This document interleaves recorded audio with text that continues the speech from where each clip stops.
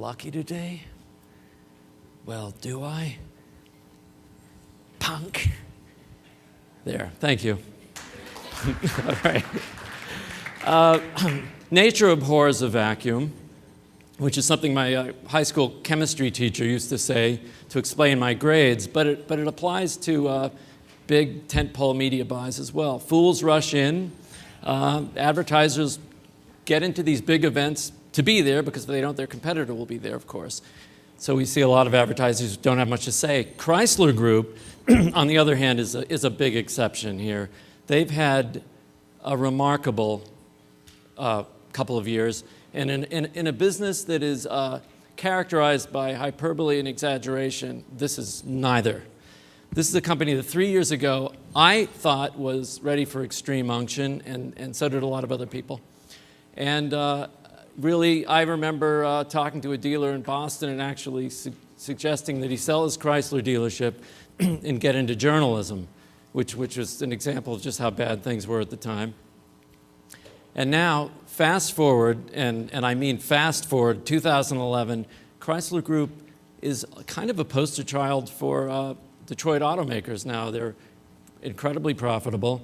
They paid back their loans, but really, when you look at the monthly sales numbers, it's kind of amazing to see triple-digit sales growth across brands in a business where you're happy if you get 8%. Even though last year and this year so far was a great year for automakers, a good year, much better than before. These were huge gains across almost every mark, which presents a challenge and an opportunity for Susan Thompson, who is, Susan, who's the head of media, social media, CRM at Chrysler Group, who's in the position of having a lot to talk about and really needing the biggest megaphone possible to do it. There's a lot going on at Chrysler across all the brands and all the vehicles. And really, she could easily spend her entire budget in a month with everything that they have to talk about, both at the corporate level, the brand level, vehicle level.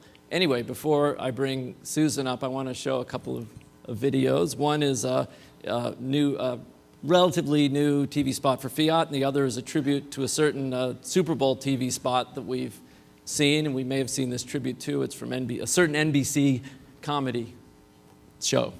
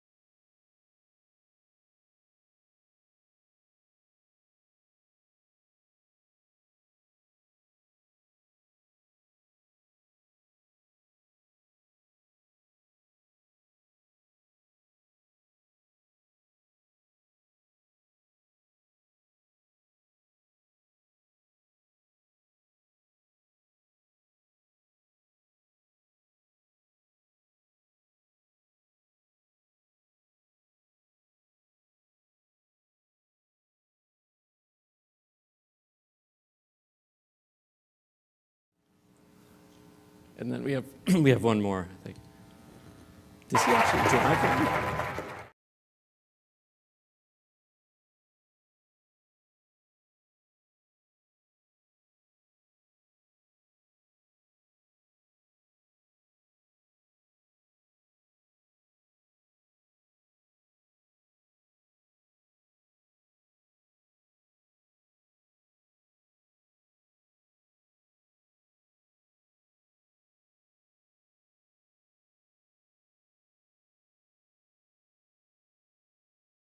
Kicks a field goal with his tiny little chicken legs. I'll tell you right now, though, I ain't putting Santorum in the game. He can stand on the sideline doing cheers in his little sweater vests. Pussy. That's a commercial for it again. All right, Chrysler. Get a Chrysler and get off my damn lawn. Susan. Oh, that's great stuff. Susan has seen a lot of changes. She's been at Chrysler for a while, and that company has gone through, a lot of cultural changes over the past couple of decades, right? Right. So tell me, things are like really different now. It's like Little Italy in Auburn Hills. Yes. Right? And then with Definitely cappuccino machines everywhere you go. and then a little France too Yes. with Yes. Francois. So clearly, it's a different culture at Chrysler than it was a few years ago, with Sergio and team coming on. So think of it as not only a cultural clash between the Italians, my boss, Olivier Francois, who's French, the Americans, and then you add in the kind of the institutional knowledge, which I like to think I represent, and then the new thinking. So put all those pieces together, and either you really have a dynamic outlook for success, or it could be a total failure. So luckily, in the end, all the pieces came together, and obviously it's been great to bring all the cultures together, and the old thinking as well as the new thinking. So it's good to be there. Tell me, how, when it comes to media strategy at Chrysler, how does the leadership there, Sergio is very hands-on. Mm-hmm. How does this affect the way you guys... Like we say, we all work for Sergio one way or the other. That's right. How does this affect how you do your media strategy? So it's interesting. Let's take 2012 as an example. So you basically look at the whole year, our goals and objectives as an auto company. So we know we had to launch the Dodge Dart this year.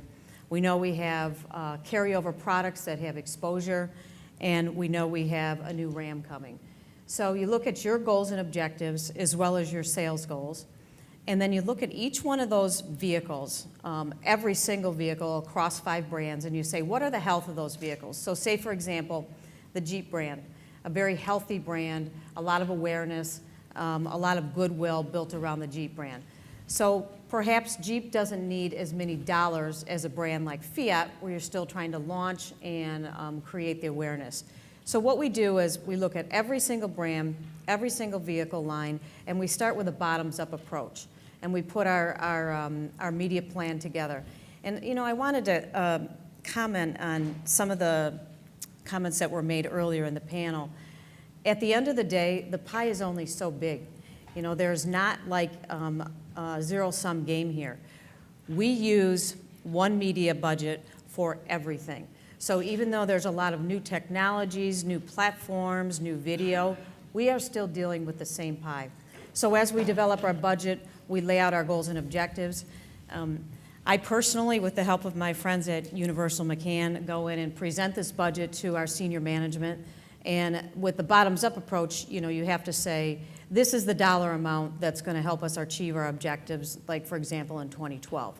Now, do you always get that complete dollar amount? No, that's not always true. But somehow between where the CFO weighs in and the CEO, then you end up with a dollar amount. And then you begin to carve out what each brand's dollar amount is, what each vehicle line is, and then you look at media mix in order to, again, achieve your objectives. How does affinity, are there affinity pillars when you look at sort of consumer psychographics or demographics for each brand, say Right. Jeep, Chrysler? How much do those things affect maybe the media budget for each brand and also the media? Well, media clearly, that's why something like the Upfront is important to us. And even a digital Upfront is important because you can take those tentpole media events. We know what we know. We know Dodge Dart. We know when the marketing launch date is going to be. So we're going to want to buy media around that, clearly. Right. And we're going to buy media for, we know our Jeep brand. We do wonderful things with ESPN and the Winter X Games. The Ram does great things with the Kentucky Derby. So you start to lay out all of the things that you know on your calendar plan, and then you fill in the rest of the, whether it's the scatter market or whether it's the local tier 2 regional approach. So if you lay down your foundation of the things you know and then begin to lay out the flexible pieces as the year goes on. Right, there's something I want to get back to, but before I do, I wanted to ask you about particularly about some unusual things around the Super Bowl ad buy for you guys. You've been in the last 2 Super Bowls. Right. Both of them are unusual in particular ways. But before I do that, I want to ask you about this year. Not necessarily, how involved you're going to be in the Olympics, but I do want to ask you how the Olympics and the election is going to potentially affect your scatter and your, upfront. Are you going to having to avoid it, move around it? Yeah.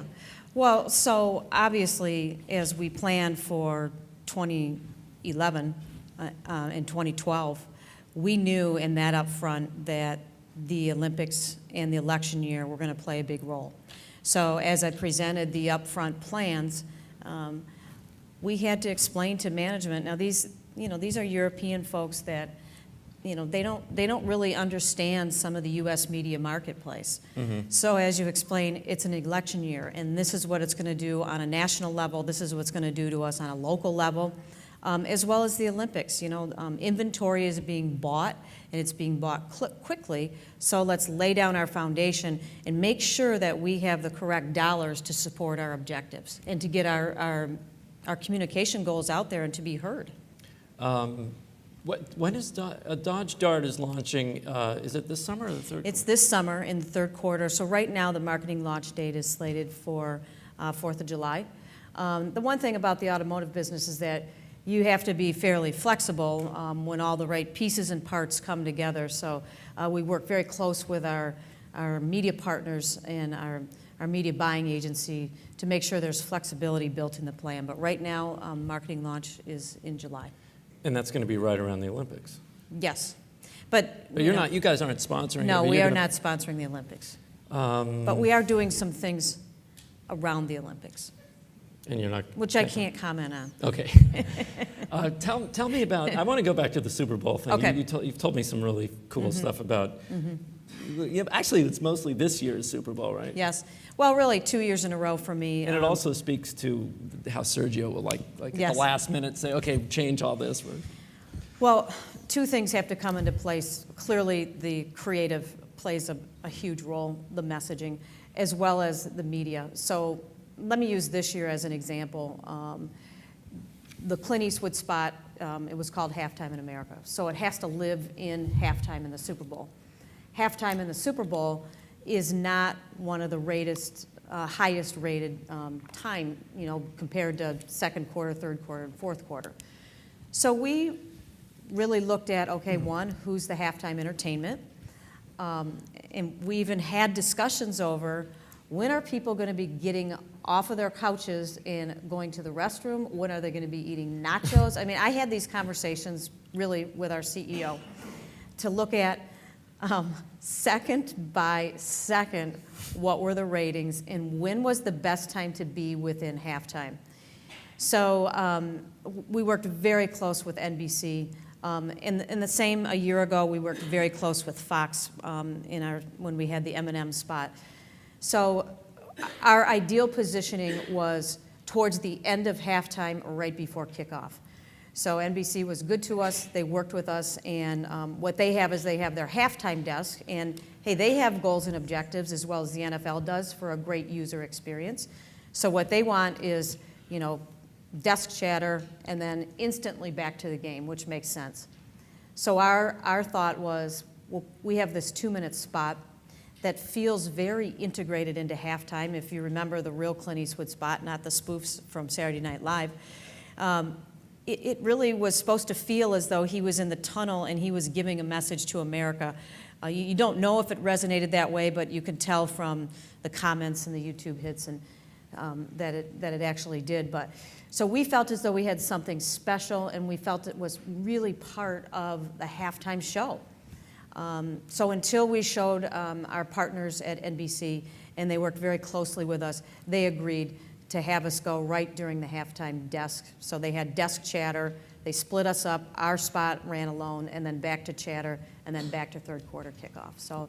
But those are partnerships that you form and you work hard at, and you have to have the right content to add to the value of their game, which is, you know, all the pieces came together for us.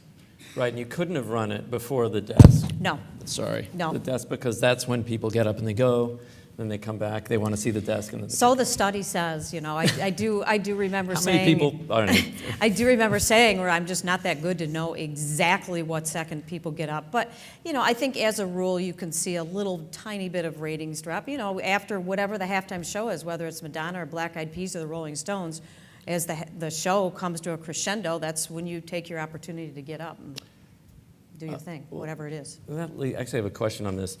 You guys, you know, a big reason for taking that kind of a big buy is you want to change consumer perception. You can have the best vehicles in the world, but consumers, you know, it's like turning a battleship, right? Changing perception. Right.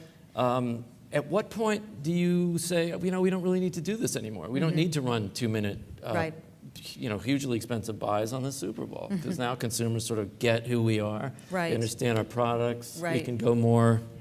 Well, clearly 2 years ago when in 11, it was more about brand building and awareness for Chrysler Corporation in general, not just our individual brands. But if you think back at the M&M spot, and I don't know how many of you remember it, we really did introduce a new vehicle in the spot. And that's the interesting thing, is that the Chrysler 200 was introduced, as well as it garners so much goodwill for the company. So not only did we have that halo effect for all of Chrysler, but when you look at the numbers, over 11 million people went to YouTube to watch M&M again. Our website traffic was up by over 50%. And here's kind of the icing on the cake for an automotive. Not only did we drive them to our website, which, by the way, wasn't really the original goal and objective. It was more about, you know, goodwill, good feeling, brand awareness.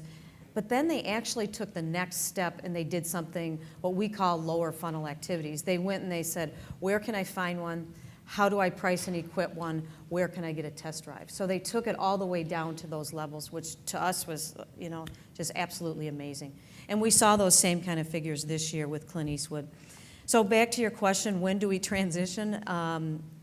It's hard to say, because we have been so successful with our creative messaging, but built into the creative messaging is also product message, and it's clear by what's happening with our lower funnel activities. Right. So we'll see, with the introduction of the Dodge Dart this year, it could be a great year to turn our focus back to product information. You know, it's funny. I remember not too long ago when it was kind of a big deal when an automaker, Volvo actually, I think it was, launched a vehicle, the S60 maybe, entirely online. Right. And then later came with TV. Now we've reached the point where I literally can't think of an automaker who will do a major vehicle launch, start with television. When you think of the web now as servicing every section of the purchase funnel, what does that mean for television, for the value of television? Well, for us in our industry, it's very easy. I mean, we have to do both. It's not about one or the other. We have to build awareness. You know, take a vehicle like Fiat 500. Comes back to the United States, there's no awareness of the vehicle. And quite honestly, the awareness that existed wasn't so great. So we had to get out in big media events, as well as drive consumers to our websites to take another action. So in our world, it's not one or the other. It's about media mix and how those two can work together. And I keep using the Super Bowl as an example. The Clint Eastwood spot ran once, and the same with M&M. We paid one time for it to run one time in a major tentpole event. And with Clint Eastwood, the YouTube hits, when we stopped counting, hit over 17 million. So there's the power of these two mediums working together. So it's not a one-size-fits-all, nor is it a one-size-fits-all depending on what the vehicle is. You know, there's some smaller niche vehicles. You know, we have over 23 vehicle lines. So there's some smaller vehicles that you say, gee, maybe this vehicle line could live online, but it's not a major introduction. Like Viper, right? Like Even Viper. though that's a halo vehicle. Well, Viper's a halo vehicle, but it's a niche market. We know these are auto enthusiasts. We know where to hit them, whether it's in print or online, and we can get them right where they live. And so that's easy for a marketer, versus, you know, brand awareness, and then you try to explain to your management what did it do, because those are always the questions. Right. What did it do? And it's easy when you see a spot on the Super Bowl. I can explain, here's what it did, and I have the metrics. Right, you were saying when we spoke before that it's sort of both a curse and a Yeah. benefit to be able to Right. get those metrics. Right, from because the web. then they sit there and they watch the counter the very next day and say, what happened, I want to know, what are the counts, and Why wasn't it more? Why wasn't it bigger? why isn't it bigger, why isn't it growing, what's happening, and we lived this, didn't we? Yeah, they're shaking their heads. You know what's funny is, well, actually, this surprised the hell out of me. When Chrysler was the fastest growing Chrysler Group divisional brand, and Chrysler had been nowhere. Right, I mean, right. like, who knew what Chrysler was? The Chrysler brand. Chrysler brand, yeah. Except for 300. Was that because of that Well, sort of huge awareness So Super think Bowl of the spot? Imported from Detroit campaign, which really, the Chrysler brands always suffered identity. Is it luxury? Is it a value brand? So now we come along with Imported from Detroit. And I think at the time when we delivered that message, it really resonated with a lot of people in America about if this city can do it, anybody can. If this car company can do it, anybody can. And I even remember there was conversation over, is M&M too edgy for the Chrysler brand? And it turned out he wasn't. I mean, he's also a comeback kid from the city, obviously. And when I'm watching the Super Bowl and getting texts from my kids who are away at college, I could hear the cheers in the background, when they were calling me, and it was just like, right on, Mom, way to go. So then you say, okay, we did it. I heard from my folks who are 75 in Florida. I heard from, aunts and uncles who were in Phoenix who were in their 60s. So, and I know this is a focus group of one, but you're saying, okay, it's working. It really is working. So these kind of things helped the Chrysler brand begin its recovery. And of course the product, has to come along with it. The new 200, the new 300, as well as the new Town and Country. So you take vehicles like that and you say, okay, it's time for this brand. It's its moment in the spotlight. Speaking of sports and kind of integration with the Right. sports platform, is there, looking at March Madness or NCAA, given all the opportunities to have relationships either with the league or with the property or whatever it is it even worth it, given the clutter, especially automotive Yes. on sports, to do a one-off? So 30 we seconds? are protected with automotive avails. I mean, you can't be one on top of the other. At least the networks protect us from that, and our agency helps us there. In addition to that, that's why it becomes so important to find that deeper connection. And I always use the Home Depot game day desk as a perfect example. What a great job they've done going to the college football games, having the game day desk. So they've made that deeper connection with the audience. I mean, when you find sports sponsorships, like for example, Kentucky Derby, not as big as the NCAA playoffs, but You do that that's with RAM, right? with RAM. So what a great way. RAM is on site. We have special RAM creative, as well as the jockeys have RAM down the sides of their pants. So tune in at the beginning of May and you'll look. It was the first time it was ever done. We did it 2 years ago. This will be our 3rd year. So you look for how can we take these pieces and go even deeper, whether it's the Super Bowl or the Derby or the NCAA playoffs or what have you. So, I could use Sports Illustrated, the swimsuit edition. One of the biggest magazine editions ever to come out every year. We have special creative in the SI swimsuit edition for, again, the Ram truck. Fits perfectly. The demos are right on top of each other. It makes perfect sense.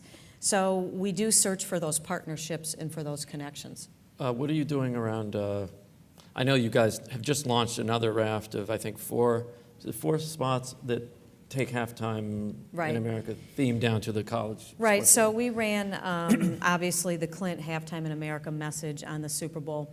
And so now we have some new 60-second spots. There's one per brand, Dodge, Ram, Jeep, and Chrysler. And what we Dodge did is- was, Dodge has one too, yeah. With NASCAR, right? Yeah, but the halftime, we did some halftime in America, but we started where we launched them on the NCAA playoffs. And the Dodge brand had a spot in the final game, the final two, where Kentucky won in the final game. But so what we did was we took the Clint Eastwood's message, the Halftime in America, and we took them to the next level. And we really brought it home to deliver a message to America about these are hard times, but we are recovering, and we're here for you. We're the car company that's here for you. So there are 60-second spots, and we used them in NCAA as well as some other properties like NASCAR, Mad Men for the Chrysler brand. And we looked for those properties where we could run 60s as well as the audience was there for us. Are you also getting brand integration into NCAA?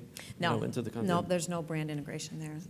Okay. But it's more about exclusivity into our time periods as well as the Halftime in America spots. Okay.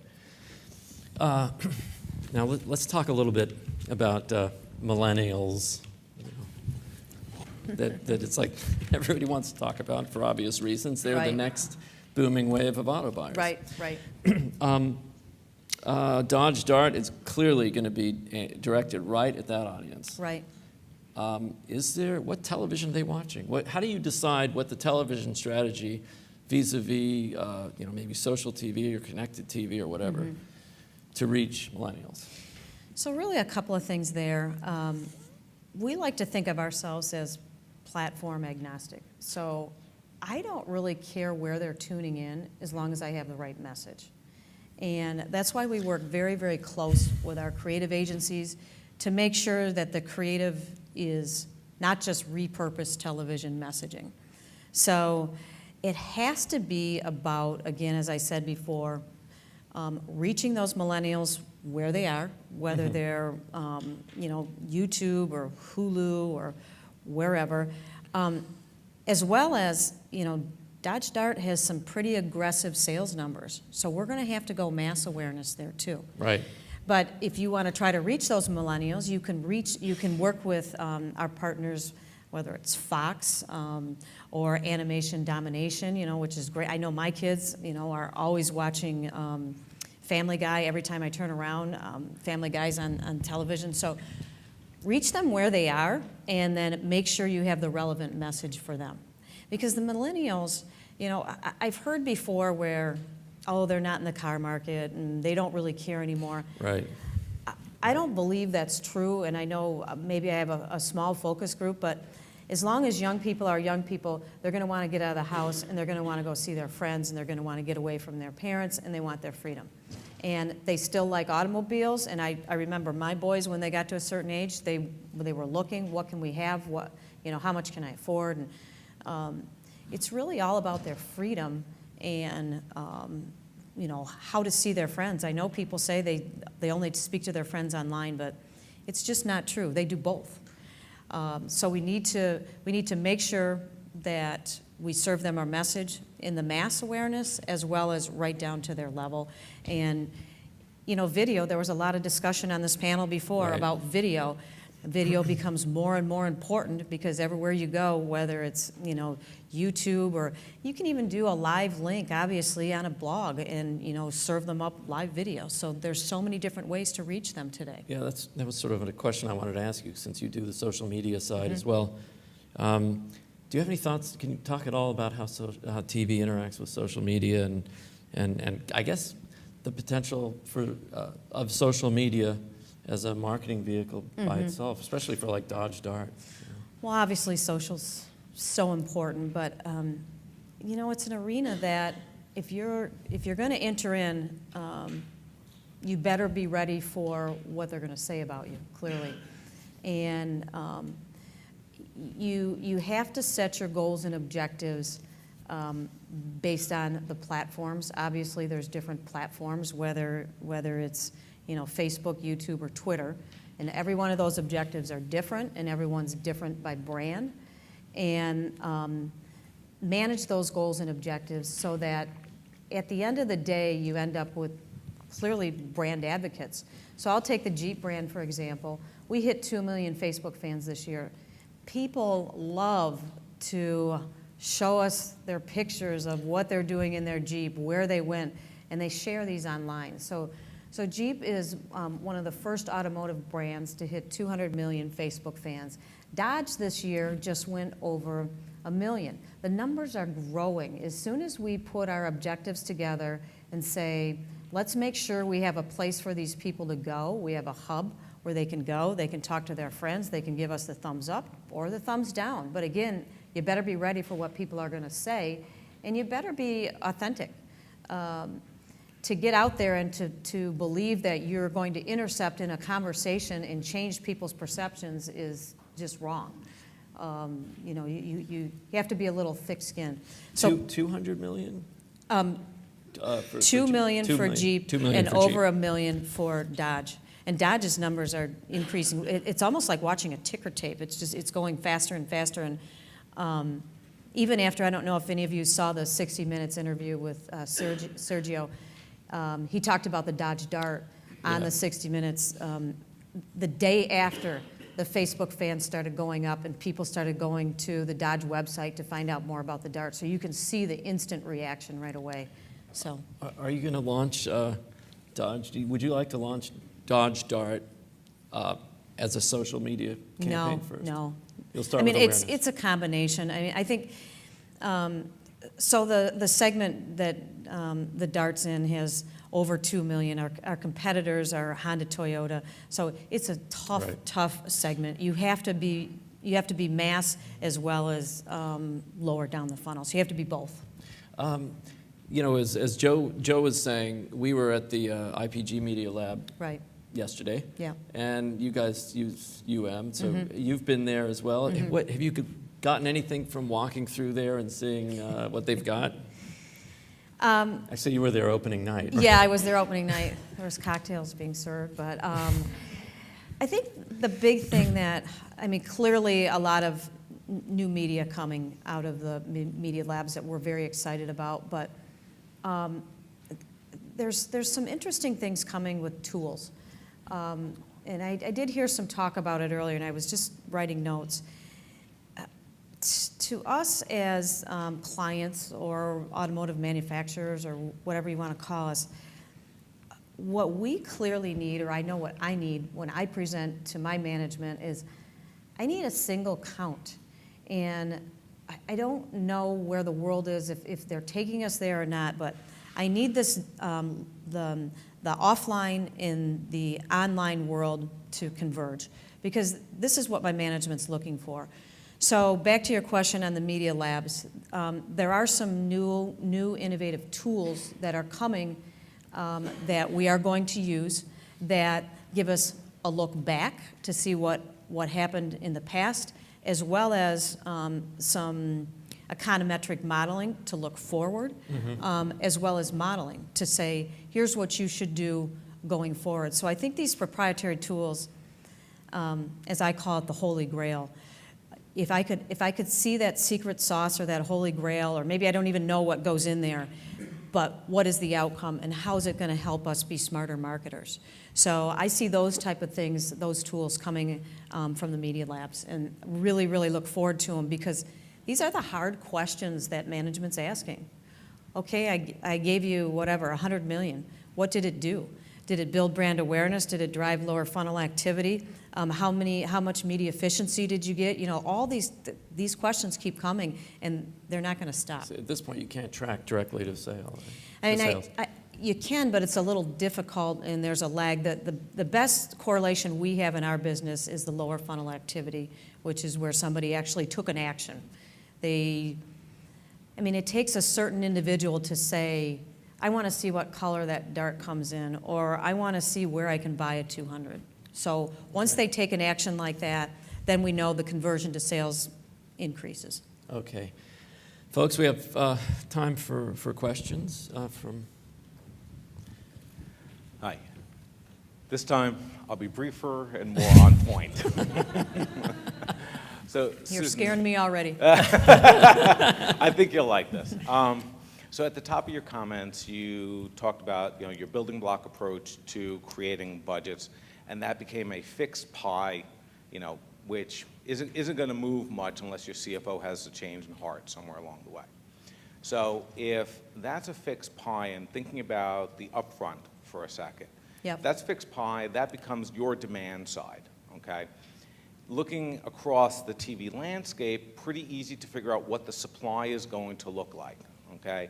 Run the models, make the projections, and reasonably, based on whatever models you're building, you can estimate what pricing should be Right. in that marketplace. Right. As a go-to-market strategy, would it make more sense to, or would make additional sense perhaps, to invite 1, 2, 3 of the major digital players that have reach, decent enough content, and lots of GRPs to sell into that marketplace, and as a result, if demand is fixed and supply increases perhaps significantly, whether you spend a lot of money on those digital guys or not, it would create downward pricing pressure on all of the other players, and you'd end up in a more advantageous, market for yourself. Do you have any partners in mind? So even though the pie is fixed, clearly the total dollar is fixed, but there is flexibility amongst mediums. So we can move, even though we lay down the upfront, we can move amongst the scatter, and we can move amongst categories within digital. So it's not as though we're handcuffed for the year. The second half of your question, I believe, is does it make sense to work with certain partners? Yes, it does. In the case of the digital world, we do work with certain partners, which are our third-party auto portals. That's a must in our business. Right. So clearly that makes it easy on that level. When you start to say, are we going to make fixed partners with some of the lifestyle digital? I mean, we would have those partners if it fits within our strategic approach, whether it's the Dodge Dart launch or whether it's, Jeep Grand Cherokee, we need to sell more in New England or what have you. So we do. I mean, it's not as though we don't seek out partners and work with them. We do on a daily basis. Quick question. Well, by the way, Joe Mandisi, MediaPost. My first car was a '64 Dodge Dart, which was handed down to me in '76. I think it's still on the road somewhere. Nice. So if you make them as good as that, I had one. you're in good business. Just a quick question. You mentioned your incredible fans and likes on Facebook and everything. This is a two-part question. I don't want to do the deep dive on social, but a lot of advertisers are citing these metrics of all these social media fans. What do you do with that? And it really relates to my second question, which is, I hear from a lot of marketers that content marketing, the distribution of your own content, is becoming as important as the way you distribute on traditional media like television. And if you could talk a little bit about that, I'd love to hear that. Yeah. So that's a great question. Clearly, you want brand advocates, and it's a fine line. It's an interesting dynamic where you can't offer them up some sort of payment, or I'll make it up. If you send one of your friends into a dealership for a test drive, we'll give you a fee. It's really not the medium for that, because it's a trusted medium, and it's more about you obviously telling a friend that you like your Grand Cherokee or you like your Dart or what have you. So clearly there's ways to continue to build these enthusiasts. So come blog about our product, run contests where they can, whatever the best picture of somebody with a Jeep Wrangler is, you can be our guest at the Winter X Games. And then we bring a certain number of folks, to events with us. So you keep taking that relationship deeper and deeper to build, obviously, not only them to say something good about your brand, but when it comes time for them to repurpose, they feel part of a family. So what we're doing with our social media is we're building hubs for these places to go, where they can do everything from share their stories with friends to download music, share their music, just places where they feel part of a family. So we don't have the perfect answer, but obviously the medium is evolving every day, so you have to be flexible, and you have to keep changing. Susan, Karl, we're going to squeeze in one very quick final question and answer. Hi. First of all, I loved the spot for Clint Eastwood Thank in you. the Super Bowl. It was really amazing. Thanks. I have a question about talent. It's such a diverse spectrum between Eminem and Clint Eastwood in terms Right. of representing the cars. And I'm curious if that has to do with your targeting of specific vehicles or something else. I'm just curious about the thought process there. Well, really two things, and I'll start by saying this, that I do the media.